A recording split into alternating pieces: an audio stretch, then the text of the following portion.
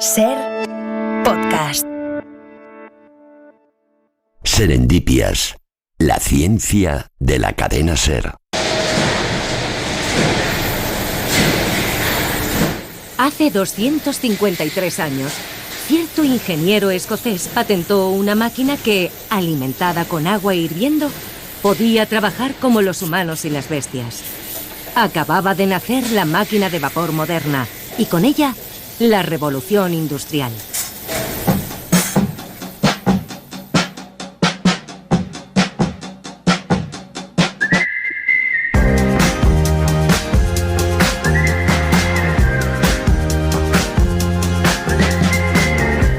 Durante muchos siglos pensamos en el tiempo como algo cíclico, condenado a repetirse una y otra vez. Tardamos bastante en comprender que la sociedad podía avanzar hacia algún lado, e incluso entonces el progreso estaba en manos de Dios. Fue la Ilustración quien nos puso en el centro de la historia y nos convirtió en escritores de una novela que ya protagonizamos.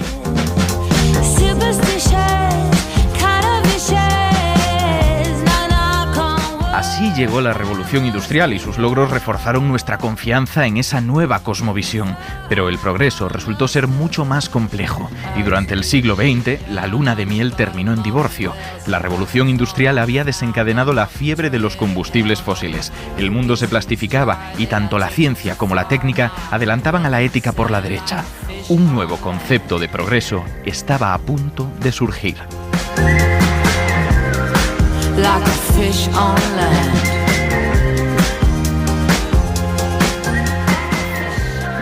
Marta Seror, ¿qué tal? Ignacio Crespo, muy bien. Me vas a presentar tú. Bueno, ya que no lo haces tú mismo. Es verdad, hoy se me ha olvidado. Bueno, pero vamos a centrarnos en lo nuestro. ¿De qué vas a hablar hoy? ¿A qué siglo o qué momento histórico has decidido viajar mentalmente? Va a ser muy revolución industrial. Vale. La segunda, en concreto. Cualquiera diría que se ha hecho el programa entero pensando en ello, ¿no? Pues un poco sí. De acuerdo. Vamos a hablar de los plásticos. Vale. No concebimos nuestra vida sin plásticos a día de hoy. Efectivamente. Pueden estar en todos sitios, en el cepillo de dientes, en la funda de las gafas, en los auriculares que se está utilizando la gente para escucharnos, ¿no? En las jeringuillas. Claro. A nivel sanitario, a nivel construcción, a nivel alimentación, tú piensa en los tuppers. Podemos mirar en todas partes y hay plástico. Pero no siempre ha sido así. No siempre ha sido así, entonces por eso he querido rastrear ese momento en la historia en el que se empezaron a dar los primeros pasos hacia el descubrimiento de los plásticos. Genial. Entonces hay un año. Hay un año. Y para eso nos tenemos que ir 160 años atrás. Ostras, es bastante. Vale. Vamos a irnos a 1862. Pues contextualicemos eso. En 1862, la humanidad se encuentra en la mitad de un siglo determinante para el mundo tal y como lo conocemos. Los Estados Unidos se encuentran en plena guerra de secesión y en México ha comenzado la segunda intervención francesa. Pero no todo es destrucción. En este año, el presidente Lincoln transmite su intención de emitir la Proclamación de Emancipación, mediante la cual se liberará a los esclavos de los territorios rebeldes. Mientras, en Francia, Louis Pasteur y Claude Bernard completan la primera prueba de pasteurización para hacer más seguro el consumo de leche y otras sustancias, salvando así millones de vidas. Y en Prusia, Otto von Bismarck es nombrado canciller. En 1862 también nacen Claude Debussy, Lois Fuller, Gustav Klimt y Auguste Lumière. Víctor Hugo publica Los Miserables y Lewis Carroll le cuenta a la pequeña Alice Liddell un cuento que más tarde se convertirá en las aventuras de Alicia en el País de las Maravillas. Marta, todo esto que nos están contando me parece bastante apropiado, porque el mismo año en el que se empieza a pasteurizar o se plantea pasteurizar la leche para hacerla segura, se inventa el plástico para contenerla. Fíjate. Ya ves. Qué épico todo, ¿no? Sí, parece todo orientado a ello. En este año tenía que ocurrir. Fíjate que yo lo que me imaginaba escuchando todo esto es, viniendo un poco hacia lo mío, un gran laboratorio, Ajá. vamos a situarnos, Vale. con un montón de armarios, vitrinas, dentro de esas vitrinas un montón de frascos, recipientes, conteniendo sustancias, elementos, imagínate. Un laboratorio de química. Exacto. Vale, perfecto. Con todos mis respetos a la comunidad química, porque ya sabéis que yo soy física, vamos a hablar de los plásticos, a intentar entenderlos un poquito Perfecto. más. Entonces, ¿qué tenemos que saber para entender los plásticos? Pues lo primero, que los plásticos son materiales sintéticos constituidos por polímeros, que son grandes moléculas consistentes en una cadena larguísima de unidades repetidas. Vale, o sea, como una especie de serie de unidades como ladrillos constantemente enlazados. Exactamente. Vale. ¿Por qué han sido tan importantes los plásticos? Pues por muchísimas propiedades que comentaremos a continuación, sobre todo pues porque eran básicamente muy maleables, muy resistentes. Podíamos elegir su color, podíamos elegir su tamaño. Esto es lo que la gente buscaba, ¿no? Que fueran resistentes, baratos, fáciles de producir. Y en cuanto a esto, situándonos en este laboratorio mágico, en 1862, vamos a centrarnos en la historia del inglés Alexander Parkes, que se considera el inventor y el que patentó el primer plástico, que no fue muy original porque lo llamó parkesina. Ah, vale, claro, un poquito en honor a él. Eso es. Estaba compuesto de nitrocelulosa ablandada con alcanfor. Nitrocelulosa nos puede sonar, por un lado, a celulosa, que a lo mejor nos suena Como más. del papel, por ejemplo. Eso es. Vale. Y nitro podemos intuir que es una cosa a lo mejor un poco explosiva. Claro, es verdad, por nitroglicerina, nitrotolueno. Eso es, pues es que se empleaba en la elaboración de explosivos, propulsores para cohetes. Claro, suena mala idea, ¿no? Crear algo que mezcle celulosa y nitro. O por lo menos estar en un laboratorio con frasquitos de esto. Pero no importó demasiado porque 10 años después hubo una gran escasez de marfil y resulta que un fabricante de bolas de billar, que por aquel entonces se fabricaban con marfil, ofreció un premio con una cantidad de dinero impresionante a quien encontrase un sucedáneo de este material. Vale, para evitar el marfil, entonces hacerlo todo más ecológico, barato y asequible. Esto es, llamados por este anuncio, John Isaiah Hyatt, un par de hermanos estadounidenses, adquirieron la patente de Parkes, la parkesina, y se pusieron pues a darle un toque más. Vale, querían algo igual más seguro. Querían algo un poco más seguro para construir bolas de billar que, date cuenta, que colisionan. Claro, que no explotaran, era una buena idea. Pues echaron un poquito de polvo de marfil por aquí, un poquito de tela por allá, un poquito de goma laca, y dieron con otro invento que se llamó celuloide. Vale, como la del cine. Pues exactamente eso, se inventó y empezó a utilizarse sobre todo en la industria cinematográfica. Ahora mismo ya no se utiliza tanto porque, si os acordáis de Cinema Paradiso, por ejemplo, era muy combustible. Claro, seguía siendo combustible, aunque igual no explosiva. Perdón por los spoilers, pero bueno. Ahora mismo, ¿para qué se utiliza el celuloide? Pues para bolas de ping-pong, púas de guitarra, otros instrumentos musicales, y poco a poco se fueron inventando y se fueron descubriendo otros plásticos que nos proporcionaran pues otras formas de concebir nuevos objetos. Por ejemplo, el primer plástico completamente sintético fue la baquelita, que tampoco nos va a sorprender. Su creador fue el químico Hendrik Baekeland. Es que les faltaba un poquito al final todos querían rendirse homenaje a sí mismos. Sí. Después llegó en 1912 el policloruro de vinilo, el PVC. También nos suena bastante. Siguió el metacrilato desde 1928. 10 años más tarde comenzó la producción industrial del nylon y así sucesivamente. Hasta que ya a mediados del siglo pasado, vamos viniendo un poco más para acá, el alemán Karl Ziegler desarrolló el polietileno. Vale. Y un año después se desarrolló el polipropileno. Todos estos ya son más plásticos de los de hoy en día. Sí. De hecho, son de los dos más utilizados en la actualidad. Que leemos la composición de los juguetes de niños y muchos de ellos tienen estos nombres. Así que ya sabemos de dónde viene, del intento de sustituir el marfil que escaseaba y que no explotaran las bolas de billar. Es que los plásticos son el futuro. Solo quiero decirte una palabra. Tan solo una palabra. Sí, señor. ¿Atiendes? Sí, señor, atiendo. Plásticos. ¿Qué quiere decir exactamente? Los plásticos tienen un gran porvenir. Piénsalo. ¿Lo pensarás? Sí, lo pensaré. Shh, no se hable más. Nos veremos. Pues nos veremos, Marta. Muchísimas gracias por tu sección y por esta referencia fantástica al graduado y a Dustin Hoffman. Gracias.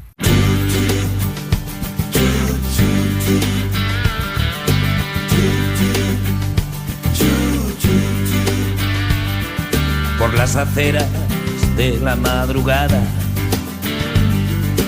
baila con las porteras su milonga el sol, con las ojeras que le sobran a tus ojos, corazón, un día después de lo que el viento se llevó. La secretaria... Estamos escuchando Lágrimas de plástico azul de Sabina, porque es muy apropiado con lo que acabamos de contar. Estábamos hablando de desastres medioambientales en cierto modo. El plástico es uno, pero no podíamos pasar sin tratar el que realmente copa los medios, que es el cambio climático. Y para hablar sobre esto, que es un dominio tan complejo y tan lleno de espinas y de puntos que podemos confundir, tenemos la suerte de contar con Manola Brunet. ¿Qué tal, Manola? Pues muy bien, Ignacio, estupendamente y encantado de estar en vuestro programa. Encantados de tenerte porque tienes un currículum espectacular. Voy a intentar leerlo. Vale. Tú me dices si digo algo mal. Manola Brunet es directora del Centro de Cambio Climático de la Universidad Rovira Virgili, presidenta del Comité Permanente de Servicios Climatológicos de la Organización Meteorológica Mundial, y a mí eso ya me parece espectacular. O sea, podríamos seguir leyendo y estar aquí 5 minutos, pero con esto llega. ¿Es correcto? Es correcto, sí. Vale, pues mira, voy a empezarte a preguntar lo que todo el mundo saca últimamente, y es cambio climático. ¿No le llamábamos a esto antes calentamiento global? ¿Existe alguna diferencia? Bueno, vamos a ver, son dos conceptos íntimamente relacionados, aunque son distintos. El calentamiento global es la causa o el motor del cambio climático y está asociado al incremento en las concentraciones de gases con efecto invernadero en la atmósfera, y a su vez están derivadas principalmente del consumo masivo de carburantes fósiles. Mientras que el cambio climático es la deriva que el sistema climático está pasando, ya que se está dirigiendo a un nuevo estado de equilibrio con una mayor disponibilidad de calor. En ese sentido, son dos conceptos relacionados por si nos estamos refiriendo al forzamiento humano del clima, pero con contenidos distintos. Entiendo que también el cambio climático es más amplio por lo que estás diciendo, incluye más cosas que simplemente un aumento generalizado de las temperaturas. Exactamente. No solo, o sea, el calentamiento global, el incremento de gases de efecto invernadero genera una mayor disponibilidad de calor en el aire. Pero esto tiene efectos sobre todos los sistemas naturales y hasta los sistemas socioeconómicos y humanos. El sistema climático en la actualidad dispone ya de más calor y lo está conduciendo al clima global y a los climas regionales, a un cambio en los patrones meteorológicos y climáticos.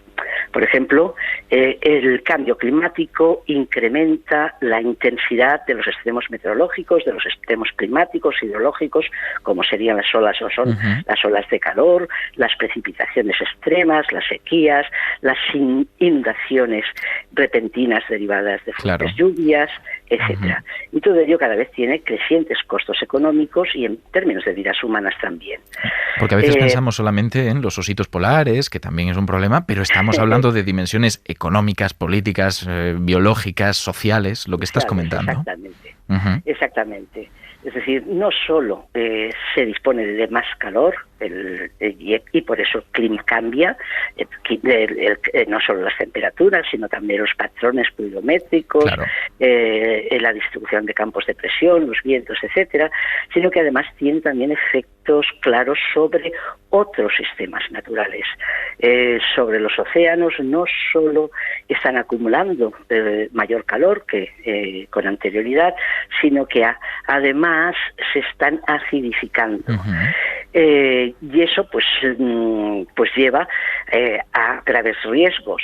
Por un lado, el nivel del mar se incrementa y eso tiene consecuencias claras especialmente en las zonas de costas bajas y arenosas, con más frecuentes inundaciones costeras también asociadas a una mayor intensidad de las tormentas marinas. Además, la acidificación tiene claras implicaciones negativas en el desarrollo y en la capacidad de reproducción de los organismos marinos, afectando a toda la cadena trófica marina.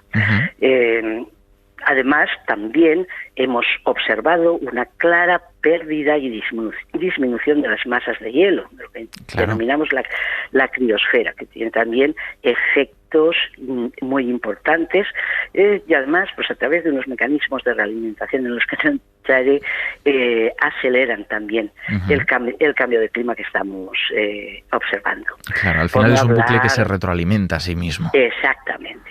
Por no hablar de hechos observados como la migración en altura y en latitud de especies tanto marinas como terrestres que conllevan a una pérdida de biodiversidad por incremento de la competitividad entre especies y a una extinción de especies.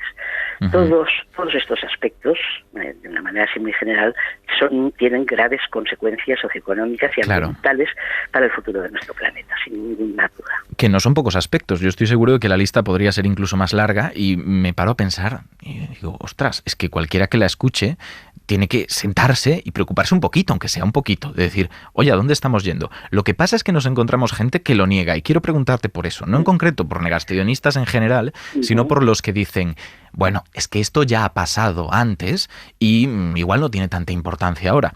¿Cómo podemos responderles? ¿Qué hay de cierto en eso? Pues poco. Vale. A ver, mi respuesta sería no, el cambio que estamos observando no tiene precedentes, no tiene parangón con los cambios acaecidos en épocas pasadas.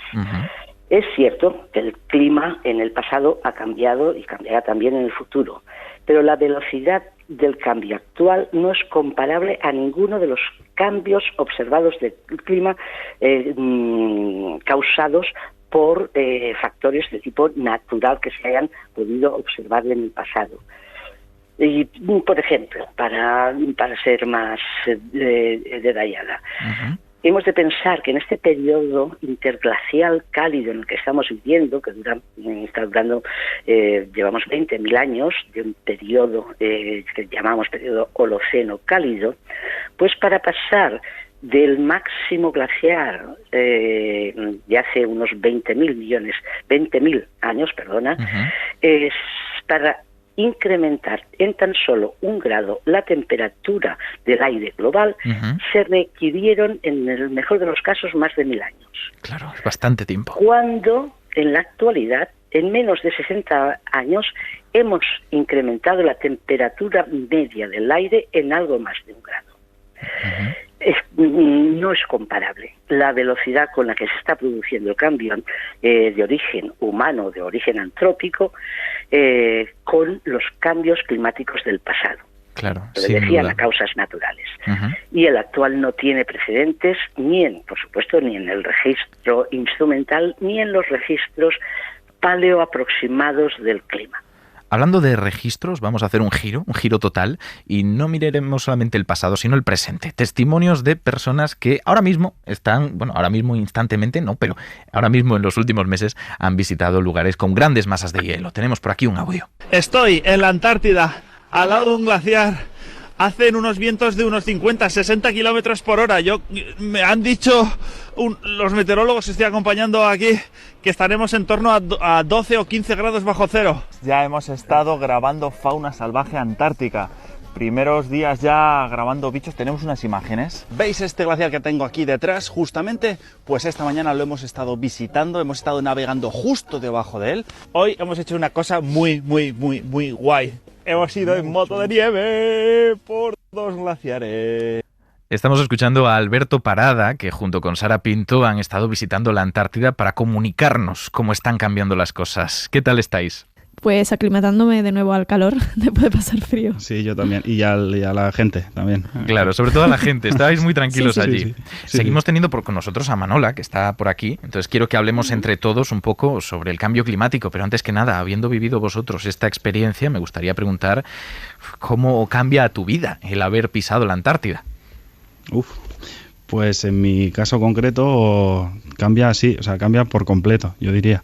No sé, es una experiencia de esas totalmente trascendentales. Entre otras cosas porque es muy difícil que alguien, cualquier persona, cualquier ser humano llegue hasta allí, porque en algunos de los sitios incluso en los que hemos estado, yo he tenido la suerte de participar en la campaña antártica española, entonces ahí por mucho dinero que tengas no vas, ¿no? O sea que no hay... Claro. Entonces es una experiencia de verdad de esas que te marcan. Luego vuelves y te quedas, sí, tocado, yo creo que de por vida. Sí. Porque al final sois biólogos, sois comunicadores científicos, habéis escuchado esto 1000 veces, pero vivirlo tiene que ser distinto y sobre todo organizarlo. Sara, ¿cómo fue esa experiencia, organizar una expedición así? Bueno, en la campaña antártica española participa muchísima gente, no es solo la gente que se ve luego en las bases. Este año me parece que había más de 300 personas, con toda la logística que implica. Yo iba, por ejemplo, en el buque, en el Hespérides. De hecho, yo no llegué a pisar las bases porque hubo ahí un brote de COVID, sí, y tuvimos que girar. Entonces, yo solo estuve en el Hespérides. Y bueno, trabaja el CSIC, trabaja la Armada, trabaja el Ejército de Tierra.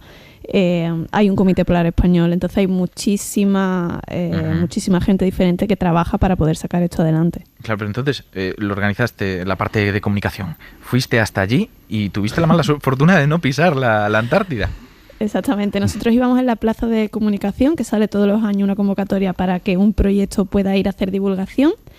Y bueno, íbamos Álvaro Luna, Alberto y yo como equipo. Ellos dos iban en avión, entonces consiguieron llegar, así que gracias a eso tenemos ahora mucho material que podemos utilizar. Y yo pues me hice la valiente de cruzar el paso del Drake y hubo un brote en el buque, así que tuvimos que girarnos, pero lo bueno es que he visto mucho en la Patagonia. Y habrás visto también masas de hielo por allí, que supongo que también estarán siendo afectadas por el cambio climático. Sí, de hecho en los últimos 60 años en la Patagonia se ha perdido en los glaciares 1000 kilómetros cuadrados, que eso es una burrada, con todas las consecuencias que tiene. Y además tuve la suerte que cuando, me recorrí 1000 kilómetros por la Patagonia viendo glaciares, porque fui con un compañero que es glaciólogo. Entonces tuve la suerte de poder ver delante mía, no sé si suerte o desgracia, porque realmente veías delante tuya cómo se estaban derritiendo, cómo se cae un bloque enorme de hielo delante tuya, que no se va a recuperar, y luego las consecuencias en la población local. Desde luego. Alberto, ¿tú tienes alguna historia concreta que nos quieras contar antes de que volvamos a la parte dura de esta tertulia? Sí, ahora que mencionas, Sara, los glaciares, una de las cosas que a mí más me impactaron también, supongo que a Sara a ti también, es el sonido de los bloques gigantes de hielo cuando se desprenden del frente del glaciar y caen a plomo al agua, al mar en ese caso. Es como un sonido que no he escuchado nunca en mi vida, es como que estalla el mundo entero y se te ponen los pelos como escarpias, vamos. Claro, un sonido aterrador. Y que entiendo... Un trueno muy fuerte. Sí, me produce sentimientos encontrados. Entraña cierta culpa, podríamos decir, porque recordemos que, por volver ya al tema, que en el penúltimo informe del Grupo Intergubernamental de Expertos sobre Cambio Climático, el IPCC, que tanto se habla, decían que, además con todas las letras, no había lugar a duda, que parte de la culpa de todo esto la tenemos nosotros, que no hay duda al respecto. Sí, bueno, a mí particularmente no me gusta utilizar la palabra culpa, porque el que tiene la culpa se siente culpable. A mí me gusta más usar la palabra responsabilidad, porque el que tiene la responsabilidad se siente responsable. Entonces eso te abre un poco más la puerta a poder cambiar las cosas. El detalle ese. Es el detallito ese, pero sí, o sea, indudablemente, ya lo ha dicho antes Manola, o sea, nosotros estamos en el ajo, nos guste o no nos guste, lo neguemos o lo aceptemos, eso es. Y para hablar para los escépticos, Manola, ¿cómo podemos estar seguros de que realmente tenemos parte de responsabilidad? Vamos a decir responsabilidad. Bueno, pues mira, a ver, la comunidad científica, en concreto el IPCC, desde el 2007 estableció que el calentamiento global, por tanto, el cambio climático era inequívoco y virtualmente cierto que había sido forzado por las actividades del hombre. Entonces tenemos no solo las observaciones realizadas acerca de la atmósfera y de otros componentes, o las reconstrucciones paleoclimáticas que nos pueden poner en contexto los cambios que estamos observando actualmente, sino también tenemos instrumentos como es la modelización climática, que nos han mostrado que solo cuando se introducen los factores de forzamiento humano, es decir, cuando se introduce el incremento en las concentraciones de gases con efecto invernadero, además de los factores de forzamiento natural, como son los cambios en la radiación solar o el impacto del vulcanismo, solo introduciendo los factores de forzamiento humanos, se puede reproducir más o menos bien los cambios observados. De tal manera que los factores naturales por sí mismos no explican, no pueden simular bien lo ya observado. Se han de añadir los factores antrópicos, ya digo, el incremento de gases, y entonces se simula tremendamente bien la evolución térmica de nuestro planeta o el calentamiento global. Y ya que hablamos de simular... sigue. Que por tanto los factores naturales por sí solos, fundamentalmente el forzamiento solar, no explican el incremento de temperatura global del aire que hemos observado en estos 60 o 70 últimos años. Y teniendo esto ya tan claro, la siguiente pregunta, que yo supongo que mucha gente se la estará haciendo en casa y se la harán, porque, ojo, yo creo que pronto se tipificará algún tipo de angustia relacionada con el cambio climático y la culpa que sentimos. Conozco gente que lo sufre. Entonces, ¿estamos a tiempo de cambiar lo que está pasando o ya es un tren que ha pasado? ¿Qué me podríais decir? Bueno, en todo caso, yo diría que cada vez nos queda menos tiempo para mitigar el cambio climático, para reducir emisiones y estabilizar concentraciones de gases. Pero aún tenemos posibilidades, siempre y cuando, creo yo, los gobiernos y las grandes corporaciones industriales y financieras responsables de la mayor parte de emisiones adopten medidas para una transformación rápida y multisectorial de nuestro sistema energético, con el abandono rápido de los carburantes fósiles y el desarrollo de energías limpias. Que todavía existan subsidios a la producción y extracción de carburantes fósiles, que no al consumo, que también existen, pues yo diría que deben finalizar. Y eso es una decisión política y empresarial. Hemos de llegar a una reconversión del sistema energético para poder mitigar el cambio climático que estamos observando en la actualidad. Una conclusión, no digo optimista, sino positiva, en cuanto a hay cosas que podemos hacer, debemos hacerlas. Y yo creo que al final concluimos siempre las tertulias del mismo modo, que es diciendo, tener cabeza, que esto de la tecnología está muy bien, la ciencia también, pero tenemos que saber cómo la empleamos, cómo la utilizamos y para dónde queremos ir. Así que muchísimas gracias, Manola, Sara y Alberto, por haber estado aquí con nosotros. A ti, Ignacio. Sí, muchísimas gracias, Ignacio. Un placer. Encantados. Serendipias. La ciencia de la cadena SER.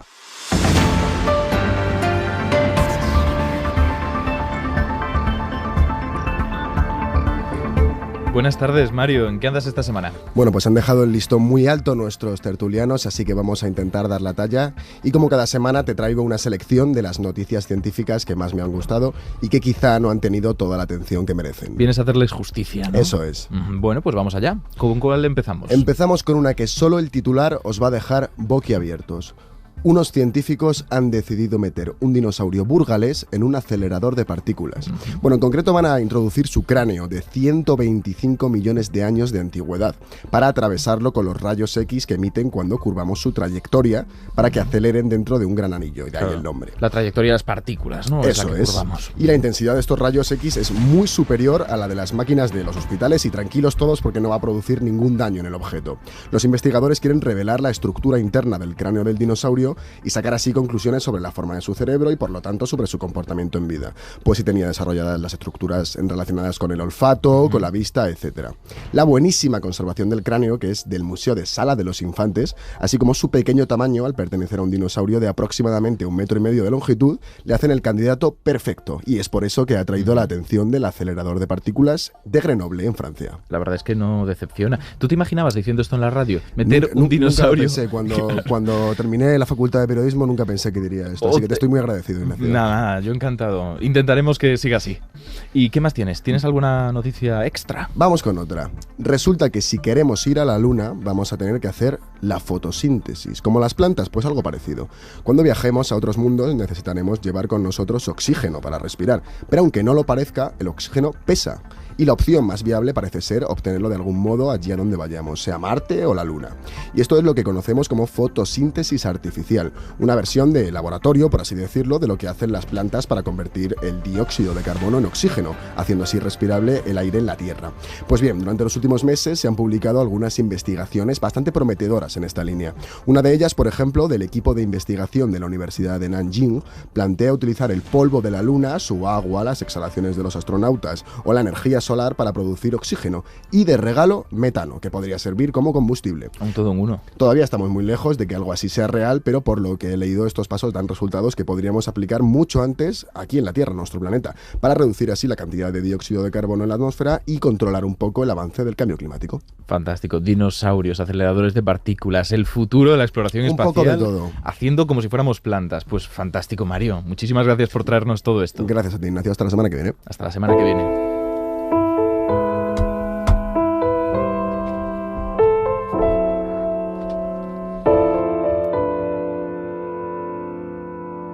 La contrabiografía con Pablo Fernández.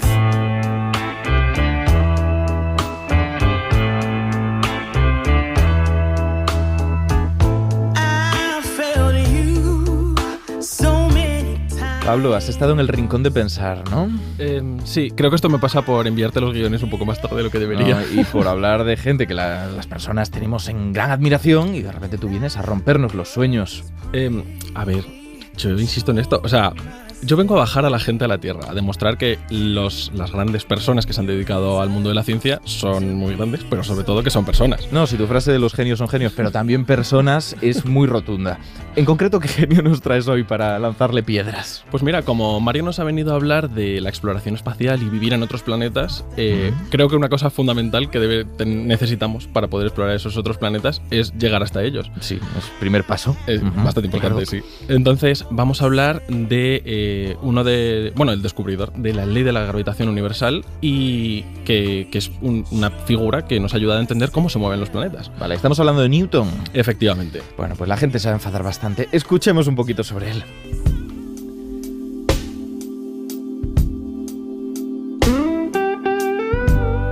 Isaac Newton nació en 1642 en Woolsthorpe, una pequeña aldea del Reino Unido. Fue un bebé prematuro. Su padre murió cuando solo tenía 3 meses y su madre volvió a casarse con un reverendo, abandonando al pequeño Isaac con su abuela. Era un niño despistado, siempre en las nubes pensando en sus cosas, pero también muy inteligente, y muy pronto empezó a mostrar una gran habilidad construyendo pequeños modelos de máquinas. Debido a esto, acabó estudiando en el Trinity College, donde comenzó a desarrollar su interés por la filosofía natural hasta licenciarse en 1665. Ese mismo año, estalló un brote de peste bubónica que le obligó a encerrarse en la hacienda familiar. En ese retiro, que conocemos como su año milagroso, revolucionó varias áreas de la física, formuló su famosa ley de la gravitación universal, escribió las bases del cálculo y comenzó a trabajar en el estudio de los colores, esbozando lo que después se convertiría en uno de sus grandes trabajos sobre óptica.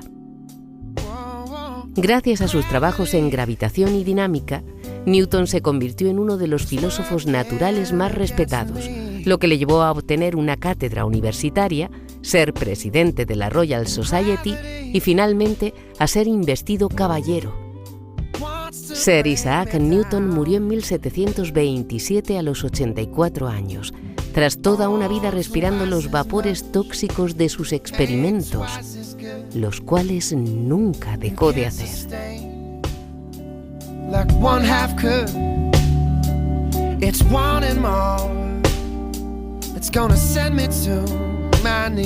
A ver, de Newton se ha hablado todo lo que se tenía que hablar, Pablo. ¿Nos vas a traer realmente algo original? Bueno, voy a hacer el esfuerzo, porque es verdad que se ha hablado muchísimo de Newton. Al fin y al cabo es el padre de las leyes de la dinámica, de la gravitación universal, de la óptica, del cálculo. De todo, casi revolucionó la física de su momento. Claro, de hecho se le llama mucho el padre de la física moderna, ¿no? Sin embargo, tengo la sensación de que todas las biografías, cuando se intentan centrar en algo malo de Newton, suelen hablar pues, de su beligerancia, ¿no? De hasta qué punto se enfrentaba con la gente cuando estaba convencido de sus propias ideas. Que era un broncas. Sí, no lo quería decir así, no, pero sí, la verdad es que sí. Entiendo sí, qué es sí, lo que estás diciendo. De hecho, esto no es una cosa que le viniese de mayor. porque ya sabéis que hay gente que con la edad se vuelve un poquito más agresiva, quizá un poco más... que salta huraña. Más. Eso sí. es, huraña, ahí está. Pues Newton en realidad lo tenía desde bastante pequeño. O sea, para que tú te hagas una idea, con esto de que su madre, bueno, su padrastro hizo que su madre le abandonase con sus abuelos, se convirtió en una persona como bastante solitaria. Por lo que sea, ¿no? Por lo que sea. Quiero decir, te abandona tu madre con tu abuela porque se ha casado con otro, es duro sí. de recibir. Y entonces él tenía una relación un poco regulera y él era una persona muy devota. Entonces en su adolescencia, en algún momento, escribió en su diario una lista de 50 pecados que había cometido, y uno de ellos era haber amenazado a su madre y a su padrastro con quemarles y quemar la casa con ellos. Qué bien, ¿no? Qué completito. Sí, o sea, había señales ya de... Sí, se veía el gran Newton dentro del pequeño Newton. Efectivamente. Y luego de mayor tuvo otra de las broncas más grandes que tuvo, que esta es probablemente la más conocida, que es la que tuvo con Leibniz, que fue la otra persona que también desarrolló el cálculo infinitesimal. Es verdad que cada uno de ellos lo desarrolló por separado. O sea, decir que uno de los dos es el inventor como tal es un poco complicado, porque la aproximación de Newton era más parecida a lo que hacemos ahora. Sin embargo, la aproximación de Leibniz, o sea, la notación de Leibniz es más parecida a lo que estamos diciendo es cálculo infinitesimal, es una de las herramientas más potentes que tiene ahora mismo la física y la matemática, ¿no? Eso es. Vale, simplemente que la gente tenga eso en mente es suficiente. Ahí está. Y luego... otra de las broncas que tuvo, porque bueno, Leibniz al final es una persona que era de otro país, que le quedaba más o menos lejos, pero también se enfrentaba con gente que tenía mucho más cerca, como es el caso de Hooke, que era otro miembro de la Royal Society como él, y se pelearon por quién había desarrollado la ley del inverso cuadrado, que es el centro de la teoría de la gravedad. Vale, esto de que a medida que te alejas la gravedad se vuelve más suave, y eso es la relación con la que se vuelve más suave. Ahí está, efectivamente. Vale. De hecho, este pique fue una cosa que fue tan conocida que hizo que se llegasen a crear rumores de que el único retrato que había de Hooke en la Royal Society había desaparecido por culpa de Newton. Sin embargo, vamos a destacar que la Royal Society dice que esto es muy improbable y que no hay pruebas reales de que ocurriese.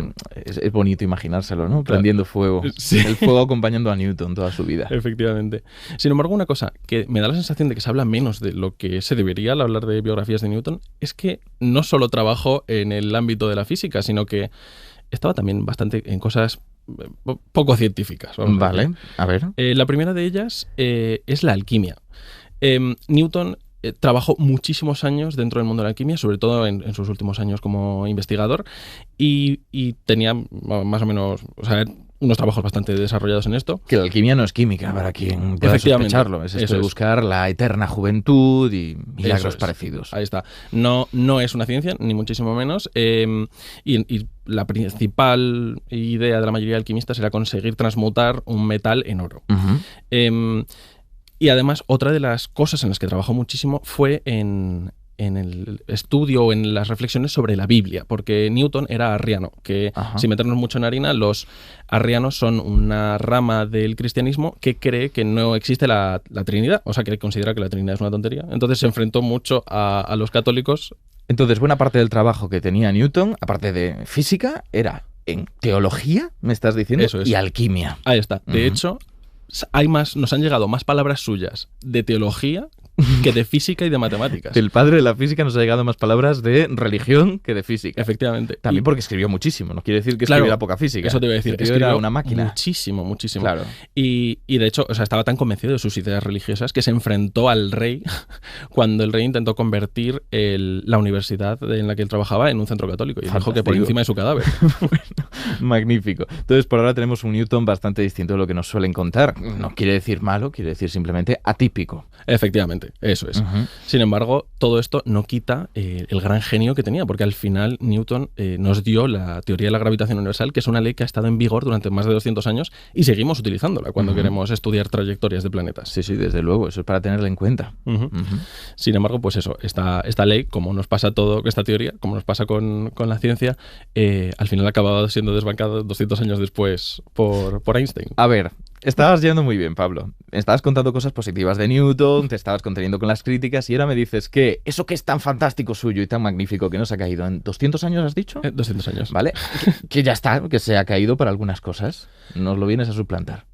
Sí, pero esto no es intrínsecamente malo. Esto es propio del método científico. No, sí, ya, pero ahí lo has dejado. Ahí has acabado. Vale, entonces, estás hablando de Einstein. Hablamos otro día entonces Eso es. de Einstein y de cómo Sí. cambió toda esta concepción de la gravitación. Sí, porque además de Einstein también es una figura de la que podemos sacar bastantes temitas, yo creo. Vale, perfecto. Pues vamos con eso. Vamos a apuntarlo para otro de tus secciones y lo único que me queda es decirte que muchísimas gracias. Porque, oye, Newton de una manera diferente. Pues nada, muchas gracias a ti. Moure oye voces.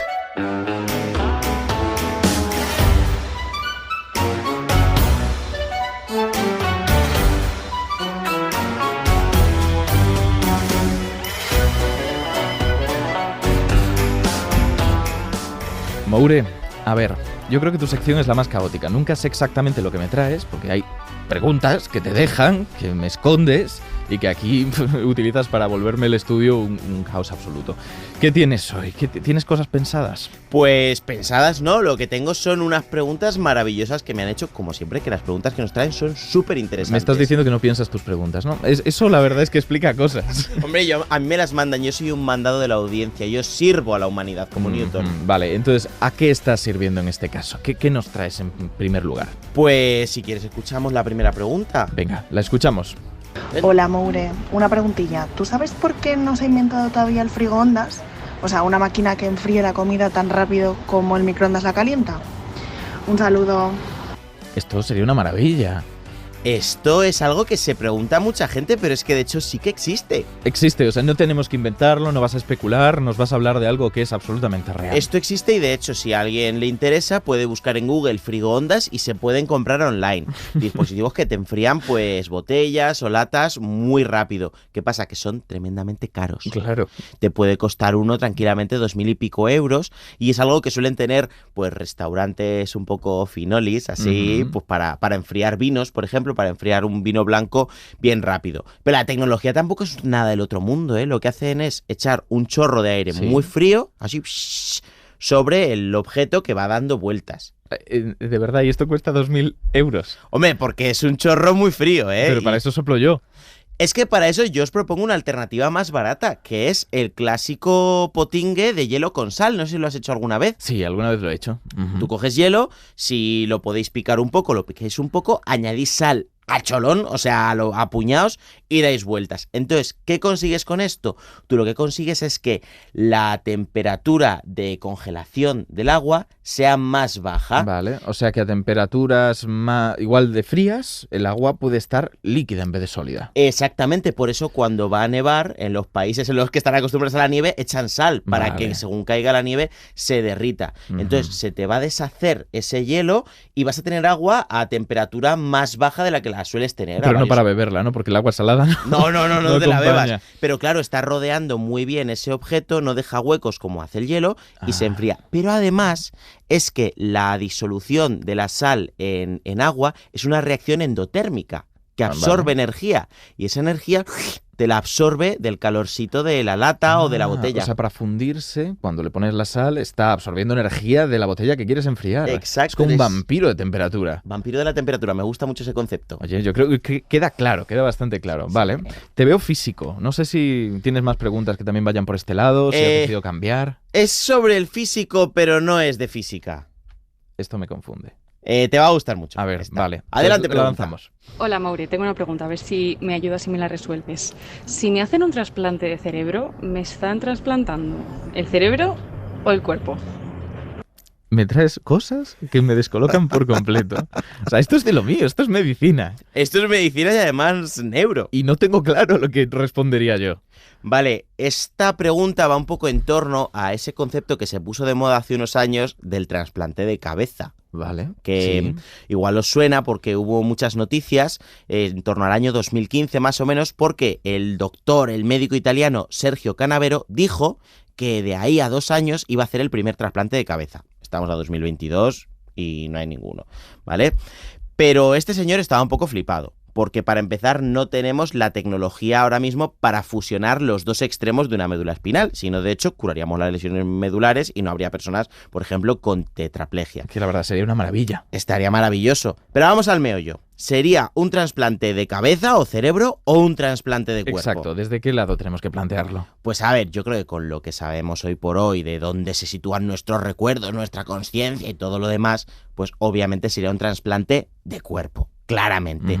Pero aquí nos surgiría otra pregunta mucho más interesante, y es, si a ti te trasplantan el cuerpo de otra persona, ¿seguirías siendo la misma persona? Ostras, claro, ya pasamos a la filosofía, que también es una cosa que me gusta y no sé qué respondería yo. Pero es que, fíjate, tiene mucho intríngulis porque hay muchas hormonas que afectan muchísimo a nuestro cerebro y que las fabrica el cuerpo. Por ejemplo, el cortisol, que es la hormona del estrés, la fabrican las glándulas suprarrenales. Encima de los riñones, ¿no? Encima de los riñones. Entonces, si a ti te trasplantan el cuerpo de una persona con unas glándulas suprarrenales más gordas y que produce más cortisol, pues a lo mejor pasas de ser una persona muy tranquila, muy como una balsa de aceite, a ser puro nervio. Claro, parte de mi personalidad estaba en el cuerpo y no en el cerebro. Exacto, a lo mejor tú, por ejemplo, eres una persona que hace muchas cosas, eres muy movido y te pones unas glándulas suprarrenales de chichinabo y te vuelves un huevazos. O te cambian los niveles de estrógenos, de testosterona o incluso las hormonas del apetito. Claro, es que también somos nosotros todo esto. El comer, ser un comilón es parte de mi personalidad. Y también hay una cosa muy interesante y es que nuestro cuerpo afecta a la imagen que tenemos de nosotros mismos. Y esa imagen afecta a nuestros pensamientos. Imagínate que a mí, que soy un poquito retraído ahí, con un físico un cuerpo escombro con tetillas de hombre, me ponen el cuerpo de Jason Momoa.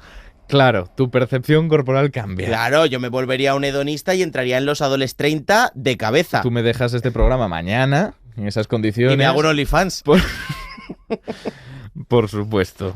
No sé cómo consigues hablar de estos temas que realmente están siendo profundos, porque hablamos del cerebro, del cuerpo, de nuestra relación, y soltarme estas barbaridades. No son barbaridades, hombre, son cosas millennial. Ojo, y una última cosa que pasaría con este trasplante, y es que sería muy perturbador para nuestra mente, porque piensa que en la corteza cerebral tenemos zonas que se dedican a controlar conscientemente cada parte de nuestro cuerpo. Y cuanto más control tenemos sobre esa parte del cuerpo, más grande es esa zona en el cerebro. Vale. Por ejemplo, las zonas que controlan las manos o los labios son más grandes que las zonas que controlan el torso. Les dedicamos más espacio al cerebro. Sí, porque claro, los labios o las manos hacen movimientos muy finos, muy coordinados. Muy precisos. Hace falta más resolución. Sí, además son los movimientos que nos hacen humanos. Entonces, si tú tienes unas manitas chiquiticas ahí como las mías, pues y poco hábiles, pues tienes una zona del cerebro pues bastante más pequeñita que, por ejemplo, un pianista con unas manazas bien grandes y hábiles. Entonces, si te cambian de cuerpo, si me ponen unas manos de pianista, yo no sé usarlas bien. Claro, te ponen las de Rachmaninoff ahí. Claro, o al revés, le ponen a él las mías, o como de tiranosaurio el pobre, y no sabe qué hacer con ellas. Desde luego. Un cortocircuito. Me gusta porque realmente hay mucha gente que nos estará escuchando y tenía muy claro desde el principio que de este trasplante lo que te trasplantan es el cuerpo porque tú estás en la cabeza. Y efectivamente los procesos cerebrales son en el cerebro, sí, pero es que el cuerpo nos afecta mucho. El cuerpo no te cambia la vida. Pues nos has dejado dudando. Magnífico. Lo que sí que te voy a decir ahora, Maure, porque tampoco tenemos mucho tiempo, voy a hacerte yo esa pregunta de rigor con la que solemos acabar, que es sobre una recomendación. No sé si puedes intentar adivinar qué es lo que queremos recomendar en este caso. Empezamos con una canción. Venga. Dejando un rastro de polvo estelar, volvió a su planeta rojo. Dejó un mensaje que logramos. Estamos escuchando a Zo en su canción Robot. Dice por ahí algo de planeta rojo. ¿Qué se te ocurre? ¿Nos vas a recomendar la peli de Marte de Matt Damon? No, pero estaría bien, es muy recomendable. Vale, ¿o el libro de Andy Weir en el que está basado? Tampoco. No, ¿Mars Attacks? Podría ser. No, voy a recomendaros algo distinto. Ya os he recomendado por ahora una serie, os recomendé en el segundo una canción. En este caso era por ambientar un poquito lo que estamos poniendo de Zo.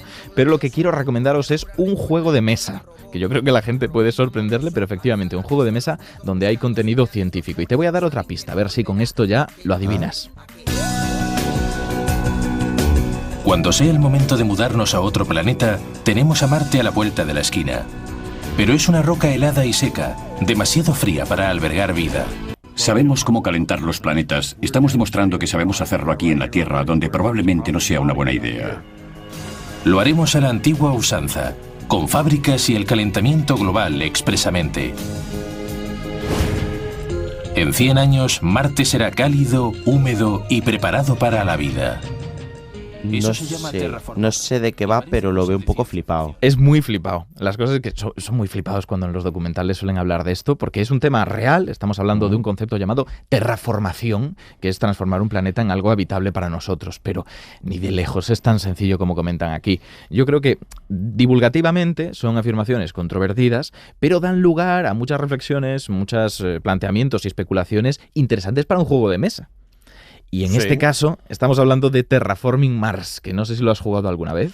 No, me suena que es un poco como un Catán, pero para flipaos, un poco con esteroides. Sí, yo creo que es una buena definición. Viene a ser un juego de recursos, donde lo que tienes es que gestionar una serie de piedra, platino, etcétera. Lo que pasa es que en este caso tu meta es conseguir que Marte sea habitable, aumentar el oxígeno, hacer que se planten bosques para ello, hacer que se desvíe un asteroide para que colisione y aumente la temperatura del planeta, incluso construir una especie de dinamo alrededor del cinturón del ecuador de Marte para darle un campo magnético y protegerlo contra los rayos solares. A mí me gusta mucho este tema de terraformar Marte porque pienso, todavía no nos hemos cargado del todo un planeta y ya estamos pensando en habitar otro para cargárnoslo también. Claro, a ver, es que si esto no fuera un juego de mesa tendría muchos problemas éticos. Cuando hablamos de terraformar tenemos que tener en cuenta lo que estás diciendo y que no sabemos si allí puede haber vida, si ya la hemos arrastrado nosotros, tal vez. La hemos llevado, es verdad. Exacto, hay toda una serie de implicaciones éticas y legales, como ya comentábamos en el programa anterior, pero que en este caso yo creo que podemos dejarlas un poquito a un lado y disfrutar el juego. De hecho, ha sido considerado uno de los mejores juegos en los años en los que se lanzó, sigue sacando expansiones y es bastante más sencillo de jugarlo de lo que parece, sinceramente. Yo suelo recomendarlo mucho y yo paso unas tardes fantásticas. Así que, si queréis, como siempre, colarle algo de ciencia a un amigo o a una pareja vuestra que no le va la ciencia, pues este juego es fantástico, porque no se enteran hasta que ya llevas la mitad y les estás contando un montón de cosas. ¡Ostras, pero si estaba aprendiendo! ¡Claro! ¡Te odio! Exacto, perfecto. Pues estábamos aprendiendo y por desgracia también se aplica eso al programa. Estábamos aprendiendo, pero hay que ir cerrando. Moure, muchísimas gracias por estar con nosotros. Muchísimas gracias a ti.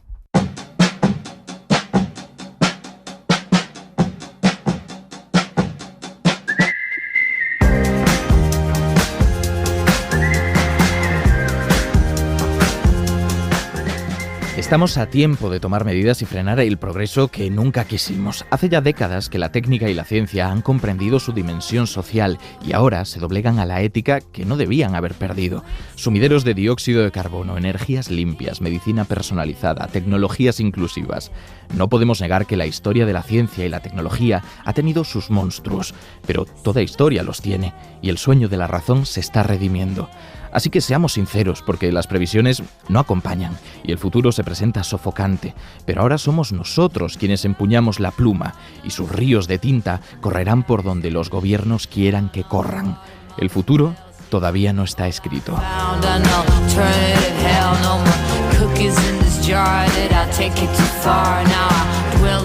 Serendipias, con Ignacio Crespo. Like a fish on land.